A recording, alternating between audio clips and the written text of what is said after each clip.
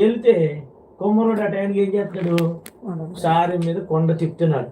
కొండ పెద్ద కొమ్మరుడు ఏం చేశాడు మనసులో, పెద్ద కూజ చేద్దాం అనుకున్నాడు.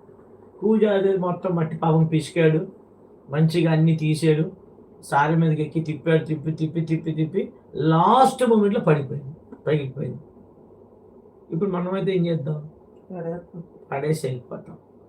అయితే ఆ కుమ్మరుడు ఏం చేశాడు, మరలా అదే మట్టి తీసుకున్నాడు, మరలా అదే నీళ్ళు పోసాడు, మళ్ళీ పిసికి దానికంటే పెద్ద కొంటే చిన్న కొండ చేశాడు. అంటే అర్థం ఏంటంటే అక్కడ దేవుడు ఏమన్నాడు, ఇర్మియా నేను కుమ్మరవాడు అంటే వాడినయ్యా, మీరు నా చేతిలో మట్టి, మీరు నేనేమనుకున్నాను, మిమ్మల్ని పెద్ద కొండగా చేద్దాం అనుకున్నాను, పాడైపోయారు.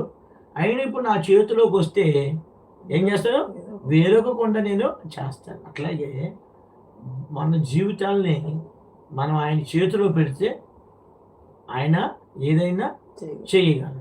అందుకే యెషయా ప్రార్థనే చేశాడు. యెషయా చేయాల్సిన అవసరం లేదు.